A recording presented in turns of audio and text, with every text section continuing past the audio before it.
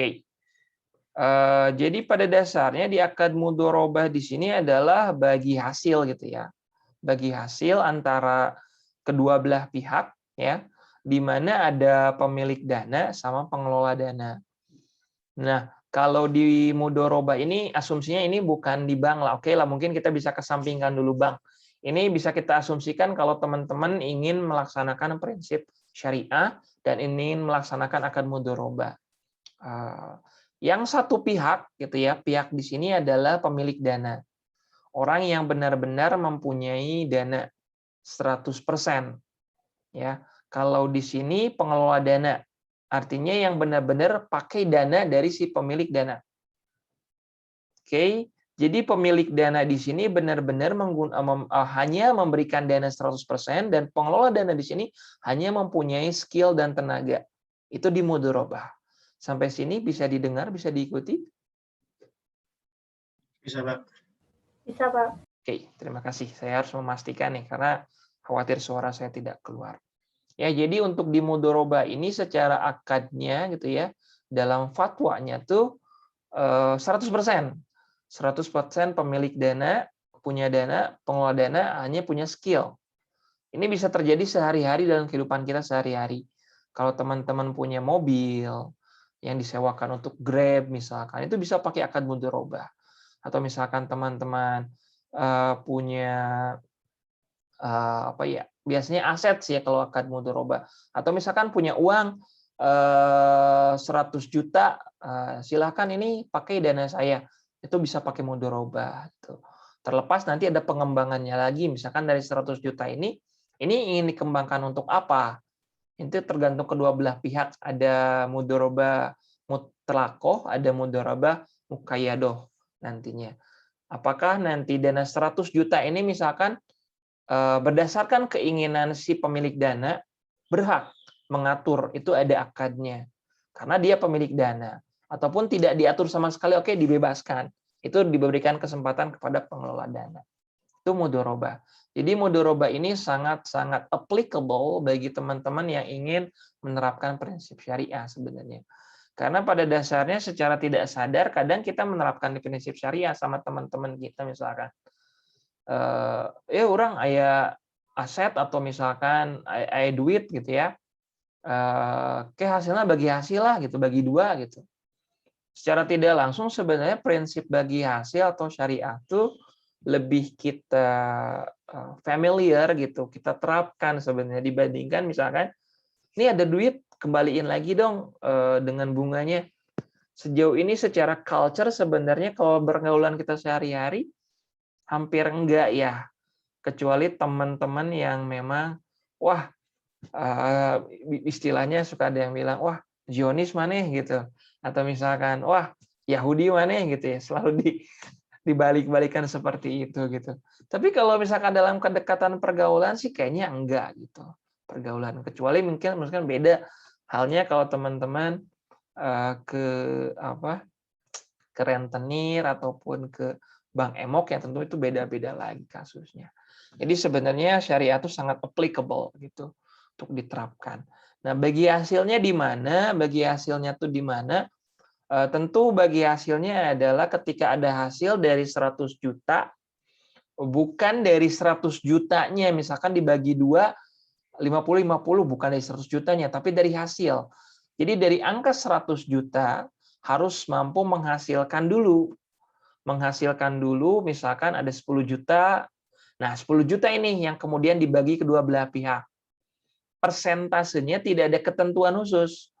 Boleh 50-50 mangga, boleh lebih besar pemilik dana mangga, boleh pengelola dana mangga gitu. Terserah silakan sebenarnya. Kalau faktanya di bank syariah, kalau deposito, kalau mudharabah tuh yang lebih besar tuh adalah seingat saya tuh pengelola dana, tapi tipis, dalam hal ini bank. Tapi kalau dari bank gitu, kalau nggak salah tuh bank tuh. Tapi kalau misalkan dari fakta di lapangan, kehidupan sehari-hari sebenarnya sangat adjustable dan sangat applicable. Mau siapa yang persentase besar silahkan siapa saja. Gitu. Nah, biasanya dinyatakan dalam persentase ya. 20, 80, 30, 70 biasanya persentase. Jangan sampai dengan nominal gitu. Kalau dengan nominal itu secara tidak langsung akan ada kepastian di sana, dan itu yang nggak boleh gitu. Kalau dalam akad mudharabah itu angka dan nominal itu nggak boleh dipastikan. Anda harus rugi segini ya, Anda harus untung segini ya, itu nggak boleh. Jadi harus dinyatakan dalam persentase. Misalkan 20%, 30, 70, 60, 40. Ya, oke lah, nanti dibagi dari 1 juta, berarti kalau 60, 40 ya berarti 600, 400 gitu. Jadi benar-benar persentase, dan persentase tersebut dikalikan dengan keuntungan nanti yang diperoleh. Jadi bukan dari nominal.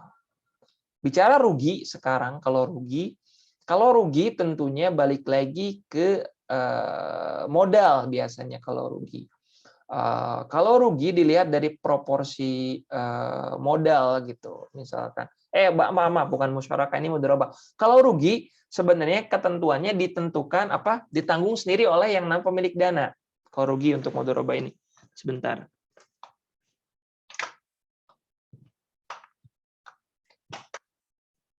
Jadi maaf, tadi kalau di mudharabah ini sebenarnya kalau kerugian ini ditanggung oleh pemilik modal gitu, bukan si pengelola dana, tapi pemilik dana.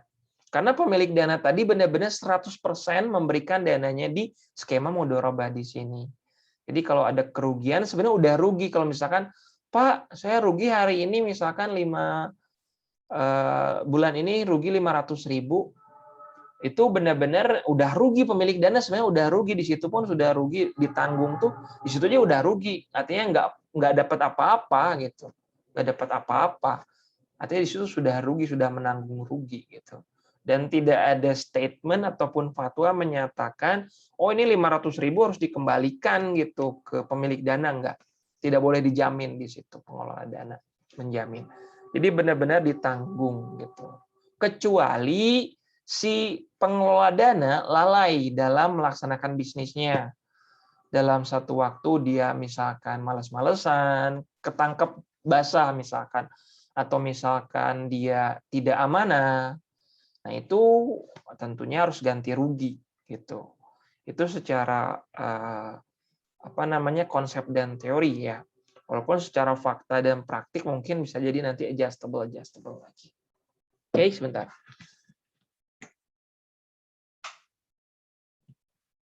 Oke, sampai sini bisa didengar, bisa diikuti? Ya, bisa, Pak.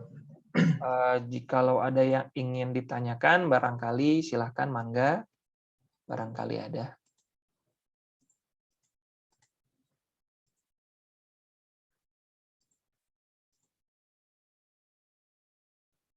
Oke, kalau belum ada saya sambil jalan, tapi kalau ada, kalau misalkan ngerasa kagok, teman-teman boleh raise hands misalkan, berikan kode jika ingin bertanya, silahkan aja, bebas gitu. Kadang yaitu karena ekstensi itu waktunya singkat ya. Kalau kelas pagi saya selalu ada spare waktu buat discussions. Kelas sore sangat singkat, jadi kalau mau sambil discussion silakan teman-teman, nanti kalau kagok, dirasa kagok, raise hand saja silakan, santai aja. Jadi itu secara konseptual saja, karena menurut saya kalau secara hitungan teman-teman bisa belajar sendiri, simple, sangat-sangat simple. Ya, jadi benar-benar ditanggung 100% kalau kerugian. Ya, jadi kalau untuk keuntungan tentu berdasarkan proporsi bagi hasil yang sudah ditetapkan di awal akad.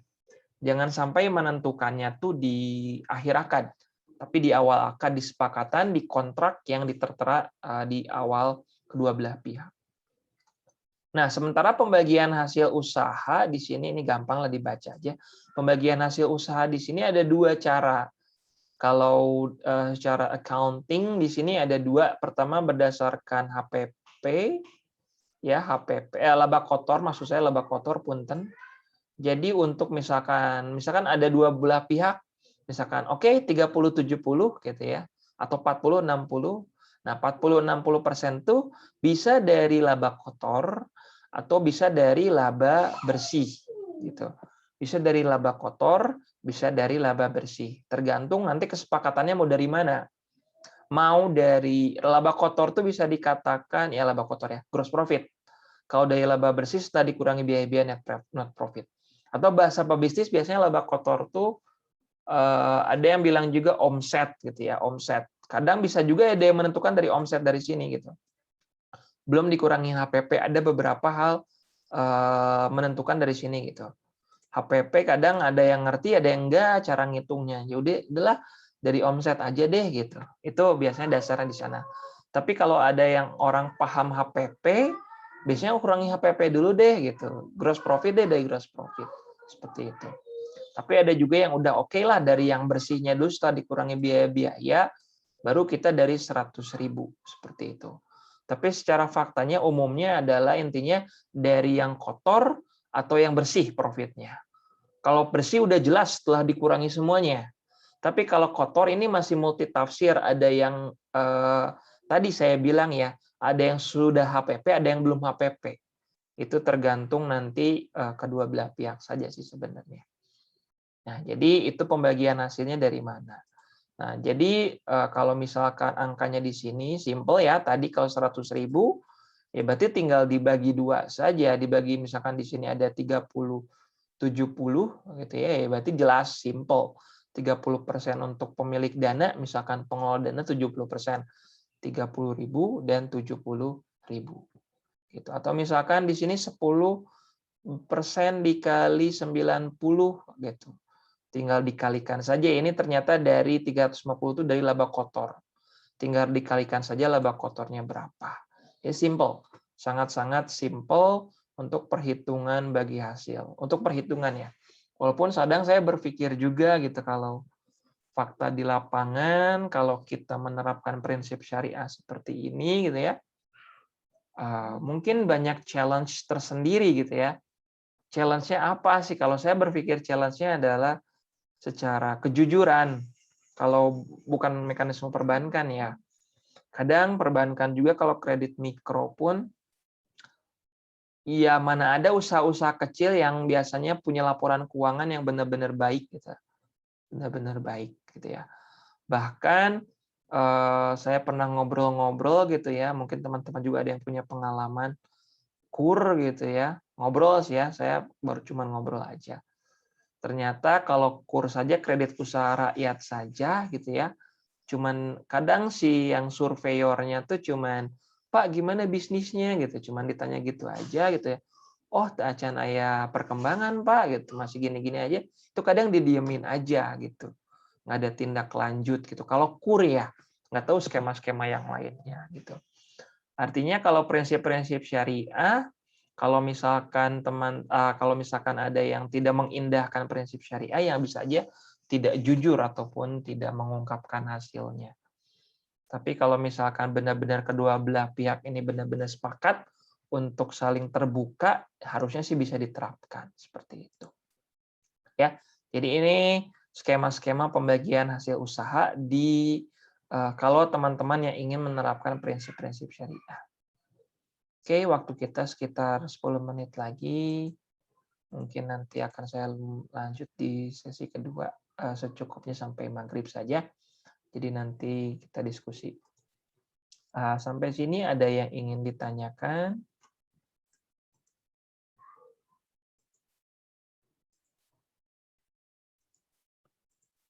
Oke, dikit lagi ini dibagi hasil akad musyarakah.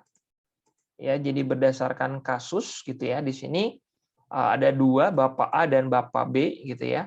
Di mana Bapak A ini investasi uang 2 juta kepada untuk usaha somai di sini dengan akadnya mudharabah. Nah, nisbah disepakati itu sebenarnya silakan aja, ini sah-sah aja.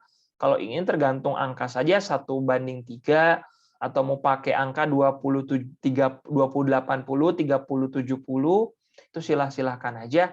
Kalau 1/3 ya berarti nanti jatuhnya 1/4, 3/4 pengalinya tinggal dikalikan saja. Nanti berapa keuntungannya. Kalau persentase ya berarti 20/100 dikali berapa, atau misalkan 70/100 dikali berapa. Itu tergantung sah-sah aja gitu. Nah ya, setelah berjalan ternyata ada keuntungan 500 juta gitu ya. bentuk 500 juta nih, baru sampai sini, baru sampai 500 juta. Dan nanti ada pengembangan lagi ternyata mudharabah mushtarakah. Nah, ini apa? Kalau ini sampai sini ini simple ya, artinya dapat 500.000 ya udah berarti 500.000 ini dibagi kedua belah pihak. Entah ini nanti si Bapak A berapa, Bapak B berapa. Yang jadi case lanjutan di sini ternyata namanya mudharabah mushtarakah. Apa itu mudharabah mushtarakah? Mudharabah mushtarakah ini pengembangan dari mudharabah yang biasa. Di mana kalau mudharabah biasa, si pemilik dana 100%, full dana. Tapi kalau mudharabah mushtarakah, di sini si pengelola dana ikut invest di sini. Ikut invest. Artinya, Pak, kayaknya saya punya uang gitu ya, hasil, saya ikut invest deh Pak, di sini, di tengah-tengah akad. Itu. Artinya bisa berubah jadi mudharabah mushtarakah. Nambah 1 juta. Jadi kalau secara penyertaan modal totalnya jadi 3 juta gitu secara penyertaan modal. Cuman nanti gimana pembagian hasilnya di sini. Mungkin saya ke alternatif 1 aja, nanti alternatif 2 teman-teman bisa sambil pelajari sendiri karena sangat-sangat simpel gitu ya. Di sini Bapak A tadi karena kan 1/3 gitu ya. Di sini 1/4, 3/4 dikali 1 juta, 1 juta ini yang awal gitu ya. Step pertama dikalikan 1 juta. 1 juta tuh tadi tuh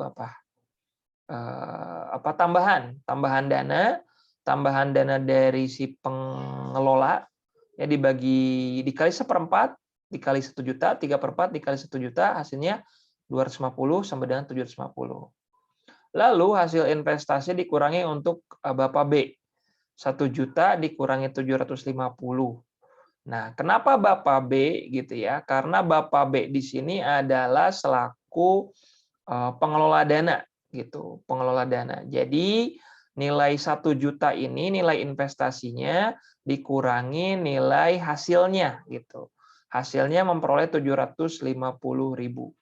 Nah, maka dibagi sesuai dengan porsi modal gitu. Tinggal dikalikan saja nantinya di sini 2 juta per 2,5 juta dikali 250 sama dengan 200.000 ya. Artinya 2 juta ini adalah modal utama si Bapak A ya.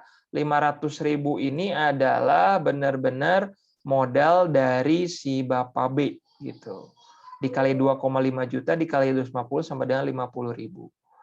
Nah, ini nanti teman-teman kita bisa perdalam lagi gitu ya. Intinya 500.000 di sini sebentar. 1 juta dikurangi 750 sesuai dengan porsi modal masing-masing. Nah, 2,5 juta ini adalah total dari investasi keseluruhan. Ini kayaknya harus pakai notes nih. Nanti sesi kedua nanti saya coba pakai pakai screen. Nanti saya coba pakai tulis screen sebentar. Kita coba screen dulu.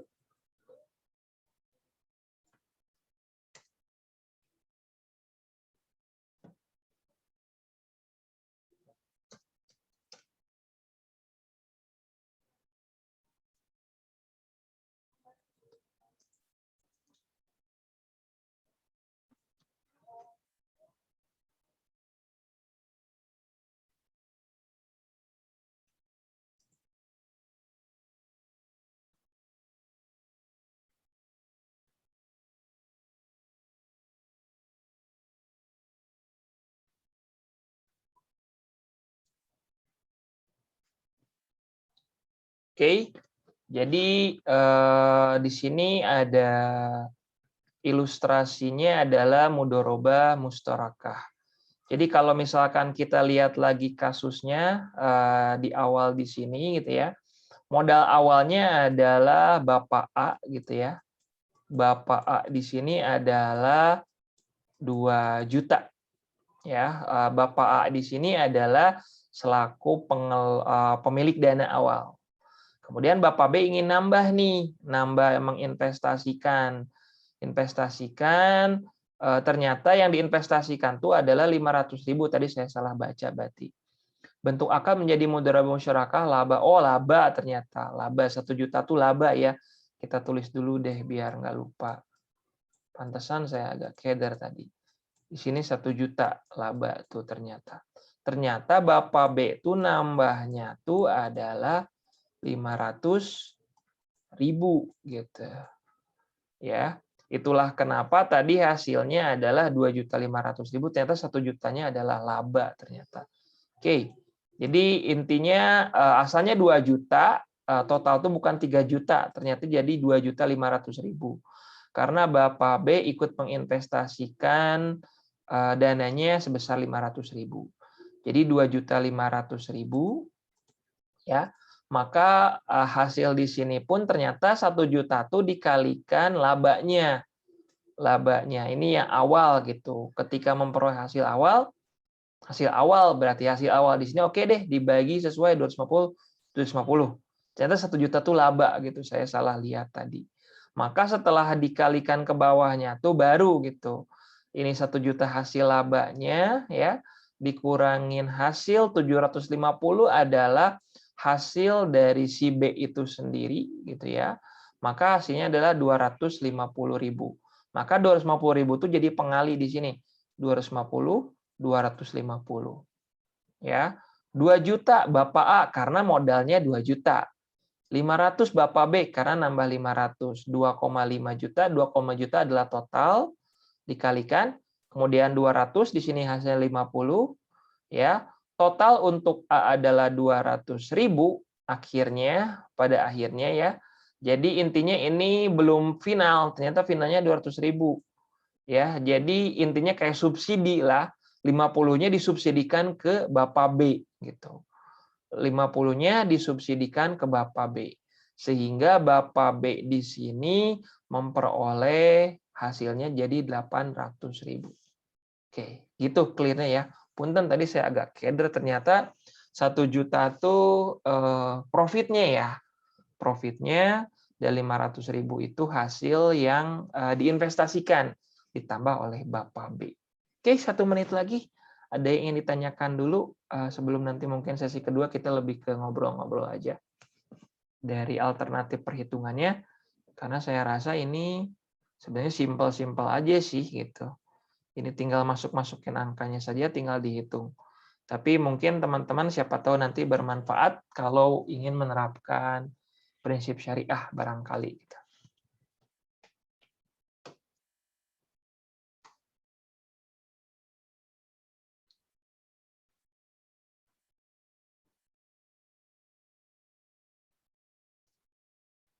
Oke. Ini gambarannya, ada pertanyaan dari teman-teman.